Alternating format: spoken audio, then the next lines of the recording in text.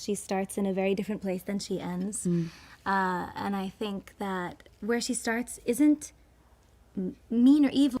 I think I always knew that I wanted to make it as tied to reality as possible. Think you caught every detail in Wicked? Think again. Beside the vibrant colors, soaring melodies, and spellbinding magic is a world of subtle clues and hidden Easter eggs that even the most devoted fans might have missed. From nods to The Wizard of Oz to clever foreshadowing that redefines the story, Wicked is brimming with secrets waiting to be uncovered. Join us as we delve into the shocking unscripted moments of Wicked. You may never see the Land of Oz the same way again. 1. Elphaba's name is a tribute to L. Frank Baum. For fans of The Wizard of Oz, the name Glenda is familiar, though Wicked emphasizes a slight change in its pronunciation. However, Elphaba's name is far less obvious in its origins, but holds a deeper connection to the magical world of Oz. Gregory Maguire, who wrote the novel Wicked in 1995, derived her name from the initials of L. Frank Baum, the author of The Wonderful Wizard of Oz. By combining Baum's initials, LFB, Maguire created Elphaba, embedding a tribute to the creator of Oz into the fabric of his reimagined story. This thoughtful choice ties the character not only to her narrative role in Wicked, but also to the legacy of the land she inhabits, making her name as much a part of the lore as the characters and locations themselves.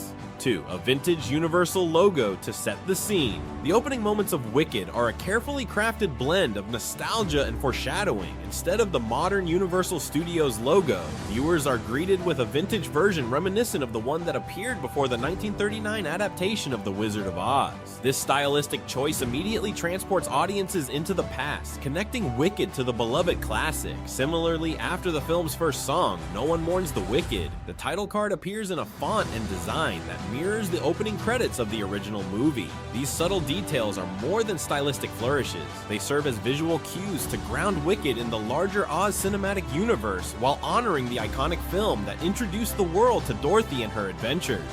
3. Dorothy and her companion's cameo appearance. Sharp-eyed viewers may notice a fleeting but meaningful cameo in the opening scene.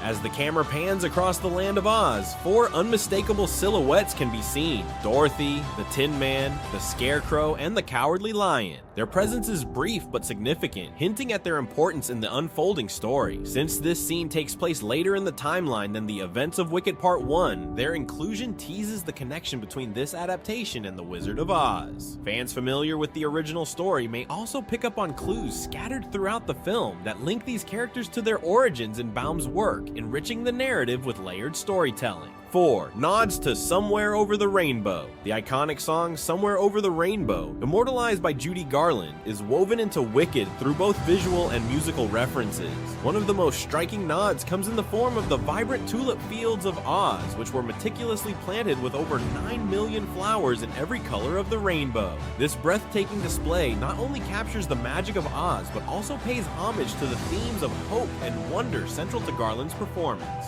Additionally, during The Wizard and I, Elphaba dreams of a future filled with rainbows and bluebirds, directly referencing the line "Bluebirds fly" from the classic tune. Fans may also detect echoes of Somewhere Over the Rainbow in the melody of Defying Gravity, particularly in the word unlimited, drawing a musical bridge between the two stories. 5. Prophetic lyrics in The Wizard and I. Elphaba's emotional ballad, The Wizard and I, is filled with dreams of a brighter future, but its lyrics carry a deeper, more ominous layer of meaning when she sings, "I've just had a vision," almost like a prophecy, a celebration throughout Oz that's all to do with me. It seems like an optimistic prediction of her rise to fame. However, this line takes on a haunting new meaning during the opening number, No One Mourns the Wicked. In this song, the citizens of Munchkin Land celebrate Elphaba's death with jubilant fanfare. This duality of prophecy versus reality speaks of the film's central theme of perception, illustrating how public opinion can twist intentions and outcomes into something unrecognizable. 6. Ding Dong, the witch is dead. There are so many musical Easter eggs in Wicked, and one of the most notable comes early in the film. As the children of Munchkin Land run through the fields in the opening scene, the melody of Ding Dong, the witch is dead can be faintly heard in the background. This subtle inclusion ties Wicked directly to The Wizard of Oz, creating an auditory link between the two stories. It also shows the celebratory mood of the Munchkins, whose joy at Elphaba's death contrasts sharply with the deeper truths about her character revealed throughout the film. 7. Nessa Rose's shoes as a bridge to Dorothy. Dorothy's ruby slippers are one of the most enduring symbols of the Wizard of Oz, but Wicked sheds new light on their origin. In Baum's original story, the slippers were silver, not ruby, and Wicked explains this difference through Nessa Rose's shoes. These silver shoes, a gift from her father and passed down from her mother, are enchanted and later become the ruby slippers worn by Dorothy. The design of the shoes in Wicked even includes a tornado-shaped heel, a clever nod to the storm that brings Dorothy to Oz. Additionally, during Popular, Glenda playfully uses a pair of red, jewel-encrusted shoes while giving Elphaba a makeover, subtly foreshadowing their eventual significance. 8. Ariana Grande's personal touch in Popular. Director John M. Chu had high expectations for Ariana Grande's portrayal of Glenda, requiring her to step away from her pop star image to fully embrace the character. While Grande adopted a more traditional Broadway style for most of her performance, she was encouraged by composer Stephen Schwartz to add a touch of her signature sound during the closing moments of Popular. This subtle pop-inspired riff allows Grande to leave her personal mark on the song while staying true to Glenda's bubbly and charming persona. 9. Glenda's parents make an appearance.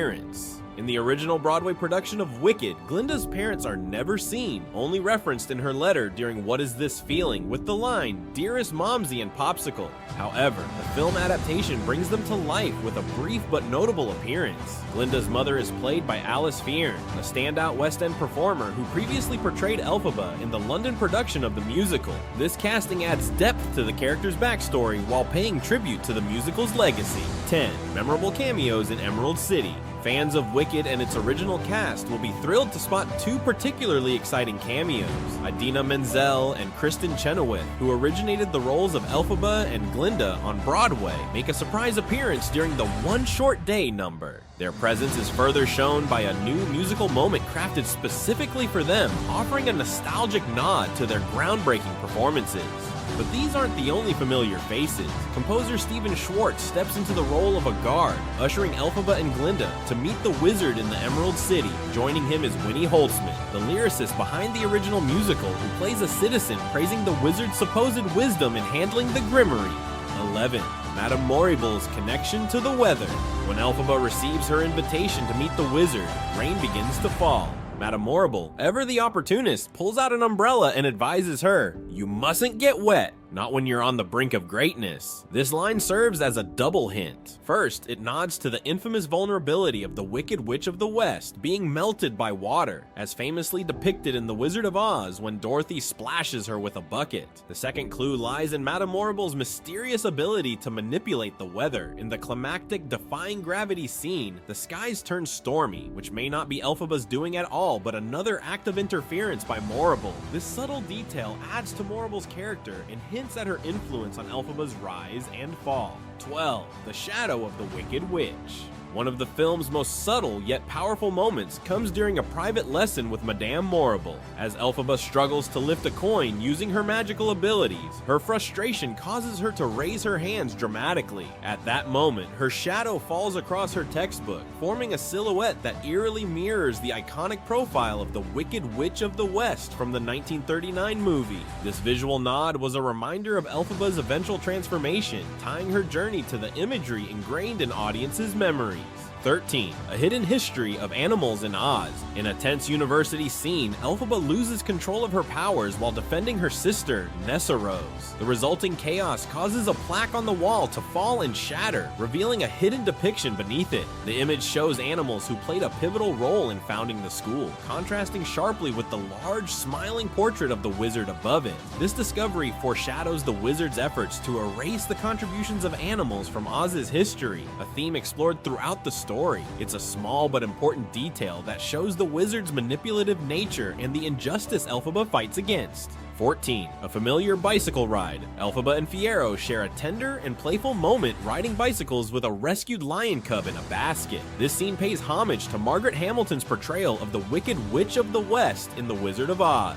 In the Kansas segments of the classic film, Hamilton's character, Almira Gulch, rides a bicycle with Dorothy's dog, Toto, in a similar basket. The connection is shown by the subtle inclusion of the Wicked Witch's famous musical theme playing softly in the background.